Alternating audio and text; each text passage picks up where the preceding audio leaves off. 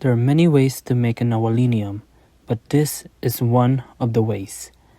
If you're ready for the ritual, flip the page. First, you must be in the stones to undergo the ritual. You will need a plank anchor. Your botanical flourishment spell does more than grow trees or fungi in seconds.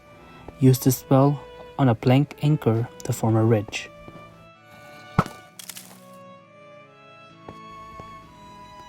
Gather a dozen of your color's beeswax to form a close ring. Your Blaze of Glory spell will be needed next. Not only does it let you cast fire projectile and make candle floats, but it also activates a hidden magical aspect. First, create a mist of wind particles in the closed ring. Then spark your color's beeswax.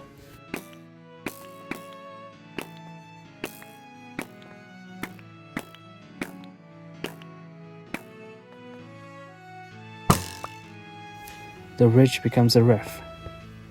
Toss in the following item: an ocean kindness, an underwater sun, a carbon block, an age crystallum, a skulk fragment, a wyvern remedy, a leveled bottle. These will conjure an orb. With your Nawalana spell, create a swirl.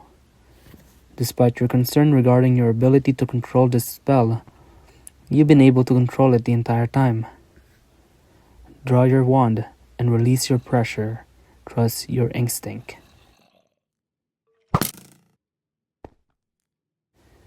Once done, bid once time. You'll know when finished. The process is repeatable. Create as many as you need. With best regard, Nawalana Elven royalties. Okay, all we need to do now is wait. I don't know how long, but the book says I'll know when it's finished. Hey everyone, and welcome to episode 22 of the Realand SMP Season 4. I decided to start with this because I think an upgrade on my tools is a long overdue. I don't know how long it's going to finish, but I thought we could do something else while we're waiting. So last episode, we worked on the first floor of the castle, and I'm excited to start working on this again. I think it looked magnificent. But first, I want to take a look at the quests, because apparently there's some new quests that I could do. Do you recall what this area is in the library? This room itself is the quest wall, where the bookshelf is filled with quests from the red state, the blue state, and the purple state. All of the book here on the wall is a quest that I've turned in, and I've already received a reward for it. And I think it's time to add more books to this shelf. To recall, to get a quest, you have to buy the quest, and each quest costs a certain amount of emerald, which I have a lot, so that's not really a problem. So let's head to the blue state right now and get ourselves one. Oh, what's this? Quartz? Oh my god, that's perfect. I need a ton for my castle. Thank you to Eliza. I did mention that I needed quartz, so thank you so much. Let's take a look at what building I could do. Here we are. So we have Animal Farm, Visitors Lodging, or Tourist Attraction. And the other one is Pet Place, Greenhouse / Beeking House, or area, or Potion Lab. Technically, I could probably do all of this right now, but I think I could submit Quest 11 and Quest 12 just for now.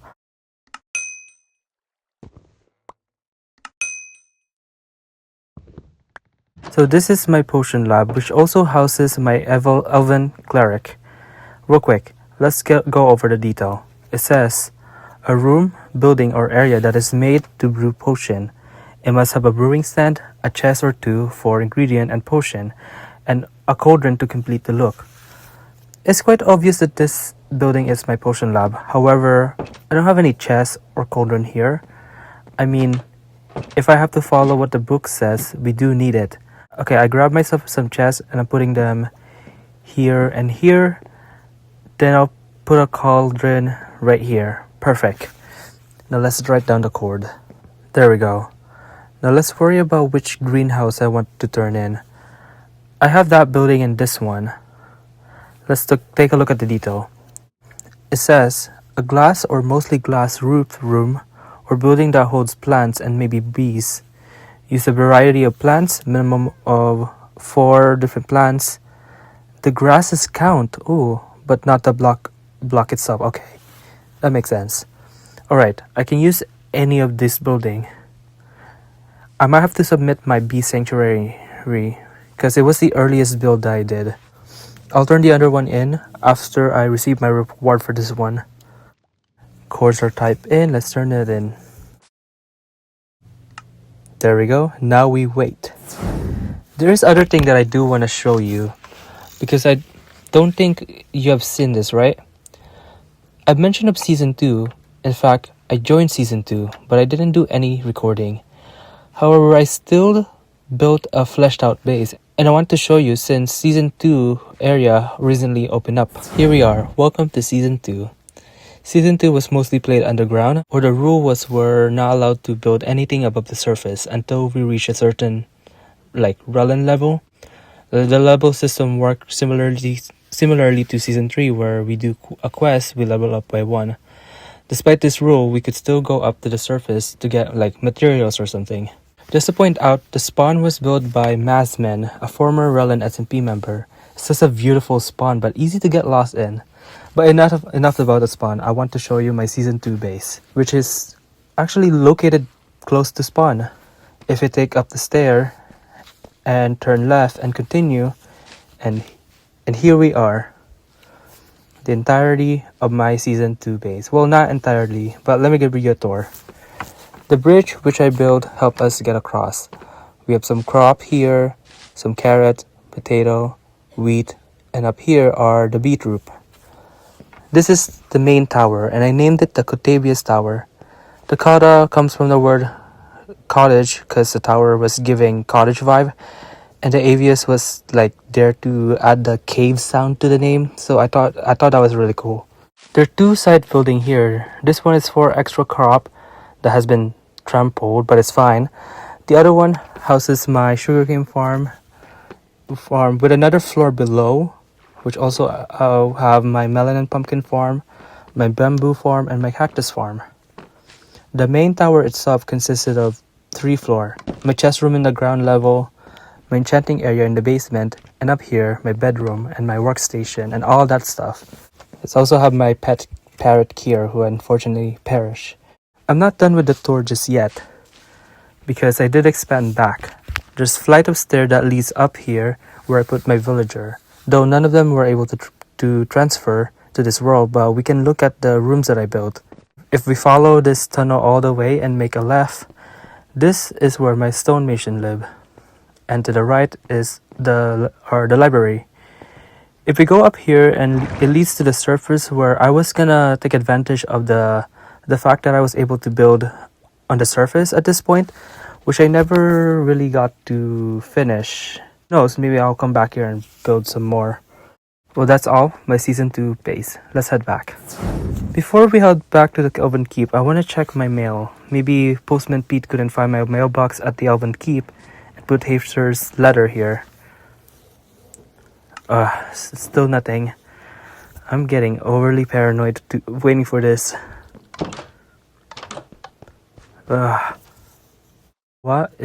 Wait a minute, what is that? That is not natural, is it?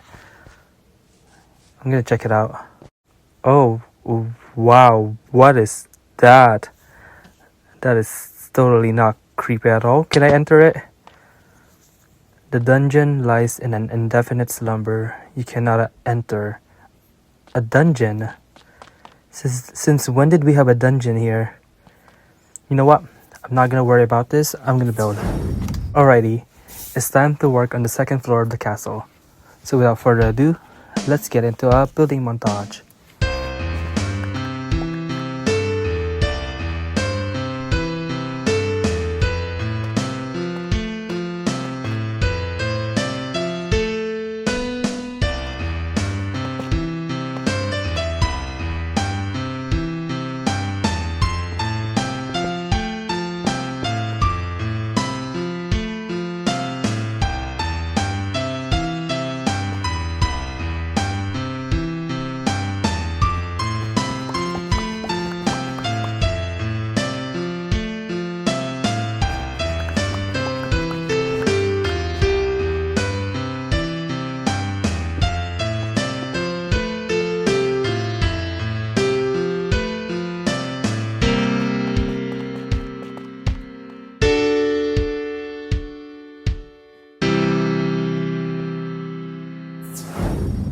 A few hours later, the second floor is done.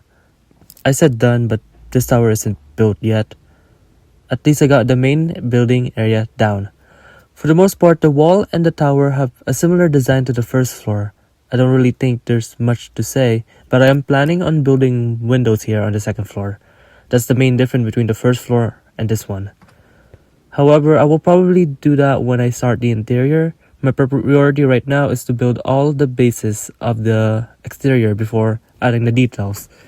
And details make your build shine. Also, is that beacon on? Why is that beacon on? Oh hey, it's giving me strength and speed. I mean, it wasn't working this episode unless... Oh my gosh, it works! The ritual works! We have one now. Okay. Now it's time to figure out which of my tool to upgrade. I mean, I'm thinking an axe not only serves as a tool but also serves as a weapon. We've been concerned about the fact that the skeleton possesses an Elven wand. Why haven't they been disintegrated? I mean, I've been told that the unknown forces must have altered it somehow before selling them. Anyway, the point is that the axe has smite on it, which is perfect for dealing with the undead. I'm gonna need a netherite for this, Nawalana, and boom. Ooh. Whoa. Look at this axe. Oh, this is so cool. Wow. Oh my gosh, look at them next to each other. Stop it. Oh, this is so cool. Alright. Enough about that. Let's try it. Okay, perfect. It is nighttime. Hiya. Hiya. Okay, that was embarrassing. I got hit by both of them back to back. It is powerful, but only against the undead. Speaking of which, there we go. They are getting stronger, but I'm still stronger. And with all that done, that's it for episode 22 of the Realand SMP Season 4. Thank you all for watching. Don't forget to leave a like and subscribe, and I will see you all next time. Goodbye!